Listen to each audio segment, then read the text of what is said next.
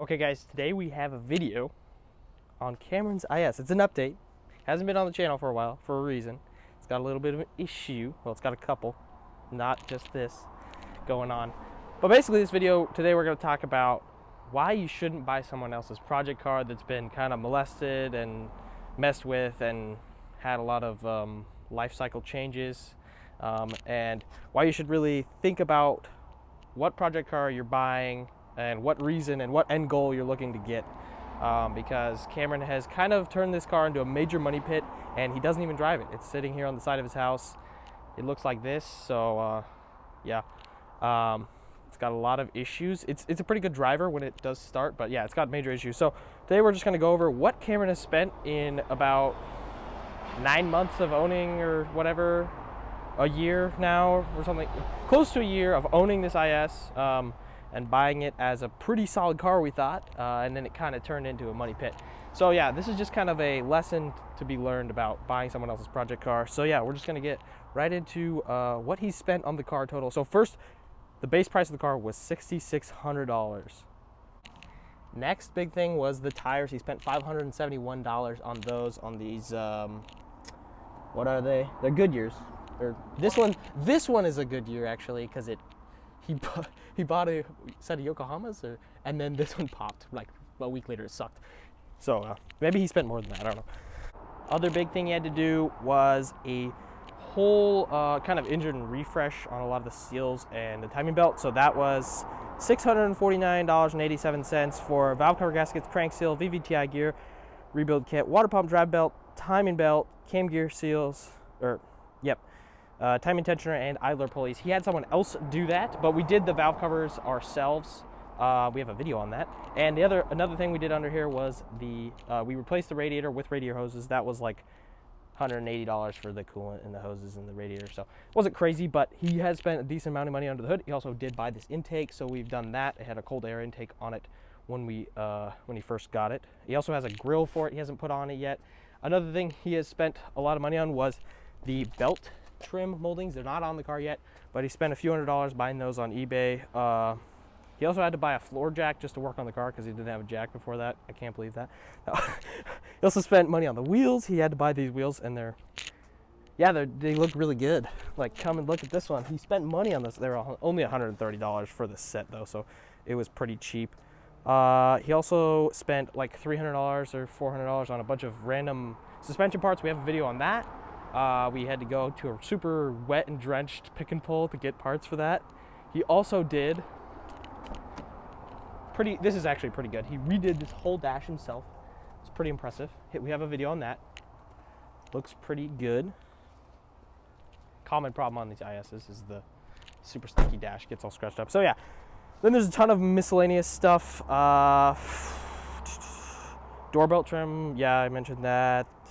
The labor, oh yeah, I guess actually that was all the parts, was $650 for that engine work, not the radiator, but there was also labor, which was like $520, and he got that at a discount, like major discount. So if he had someone else do it, just like if he wasn't a Toyota dealership guy, it would have been like $3,000, like, or it would have been like $1,500 or something, but it would have been crazy. Yeah, he spent miscellaneous lots of other hundreds of dollars on other stuff.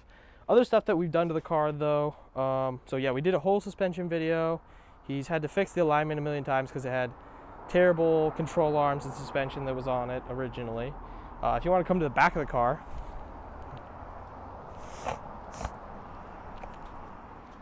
these holes are from a previous owner having a huge wing on it, which was probably cool at one point. It's not cool anymore because now he has duct tape all over his car. This is actually stock holes. This is from a wing that this is OEM holes that he's gonna put the rear deck lid spoiler on. He's also missing the trim right here, so he has a piece for that. That was like $100 he had to buy on eBay or whatever. This bumper was on the car when we got it, but in the pictures it wasn't. And as you guys can see, it doesn't really fit perfect. The fender right here was all the paint cracked off. So yeah, the paint is also the big issue right now. So if he wanted to like finish this car, he would be adding, realistically, I think he would probably have to spend another $5,000 to get it to a place where it was like, oh, this is a clean IS. It does have a clean title. It is a manual, so that's all right. there's just a lot of little creeping issues. But the other big thing is the radio doesn't work. He spent money on that. He spent a lot of time trying to fix that. He bought a radio, stock head unit, put it in, didn't work. That was mostly because I saw him like cut the harness, and that was really dumb. But that was because the harness had been previously messed with, so it wasn't like he cut the stock harness. Don't worry, it was already not working. I was trying to fix the harness. Yeah, basically that was another thing why you shouldn't buy someone else's car that they've messed with, because it had an aftermarket system that they did really poorly, and then he tried to go in and fix it because it was like the speaker was blown out and it was like a sub that was disconnected and all this weird stuff. So it's basically just been a endless like loophole of random stuff piling up. So I guess I'll just give you guys the grand total before I just talk about the general lesson of this video. The grand total he has spent so far, including taxes and registration, was like $600. You have to take that into account when you buy a car. It was $10,594.72. So yeah, it's kind of crazy when you think about it. Okay guys, so now that I've revealed that it was about $10,600 for this, and the paint still looks like that, and oh yeah, also another big thing is the fenders are rolled and everything. I just want to talk about like why you should try to avoid buying someone's car that they have like modified in a certain way in the past and it's had a lot of past lives, or what you should think about before doing that. I'm not saying you can't buy someone else's project car, but what I was thinking about is Cameron wanted this to be a daily driver, right? He wanted this to be clean, he wanted the paint to look all right and everything. When we bought it, we'll put a picture up on the screen of what it looked like with the wrap. But when we bought it, it had a white wrap on it, and you couldn't really tell that the paint underneath will look like this. He didn't do this to it, guys. He did touch it up with like primer where it was like literally rusting and there was like raw metal showing through. Terrible. But it didn't look so bad, so we were like, oh, this is a great deal. You know, this was the cheapest clean title manual car that we could find. It was all right when we bought it, but it has a lot of other issues. It also has an ABS problem, check engine light. So yeah, it's just a basket case. But what I'm trying to say is this thing was like 2 steps away from becoming a really good drift missile, because the transmission was good. It was just needed a hydraulic e-brake and an angle kit, and the fenders are already roached on it, so it was like perfect for that. You just cut them already, they're already roached. So it's like 2 steps away from that. Well, he bought it as a daily driver and it was like 10 steps away from that, or more like 50, because there's like a 50 things on here.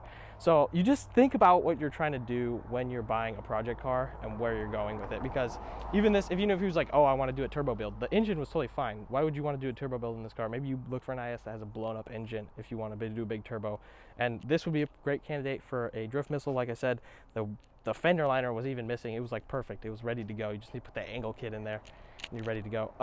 So this thing was like literally, like I said, 2 steps away from a drift missile, and then he decided, let me drive it around all the time, try to make it better. That resulted in a pretty bad financial path, because at this point he probably could have had like pretty sweet, like maybe even like an E36 M3 from like what he cumulatively spent on his like Honda Civic and everything, but that's beside the point. I'm not trying to say that he could have had something better, but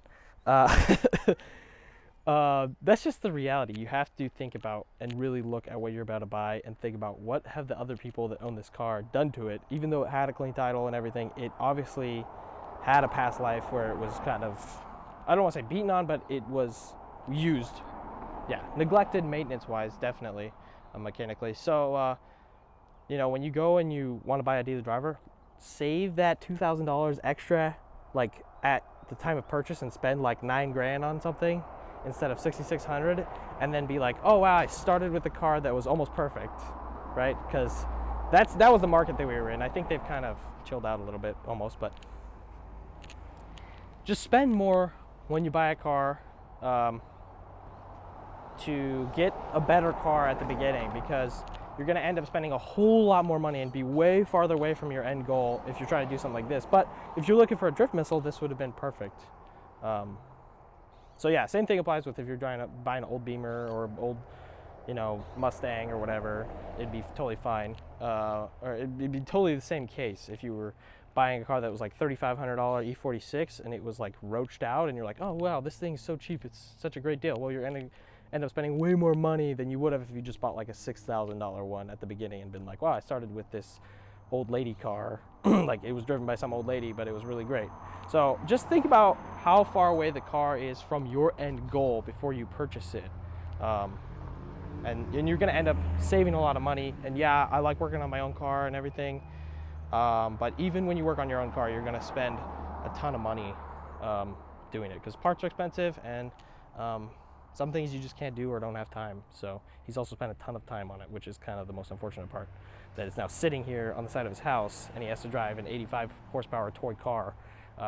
So yeah, don't buy someone else's project car if you don't really know what's going on. Mostly the big thing was the wrap that kind of like ruined it. Like, remember when we pulled it off and we were like, oh shit, like, that was major bummer moment, because we thought it was cool before that, actually. Well, it was still kind of cool, but not $10,000 cool. So, see you guys in the next one.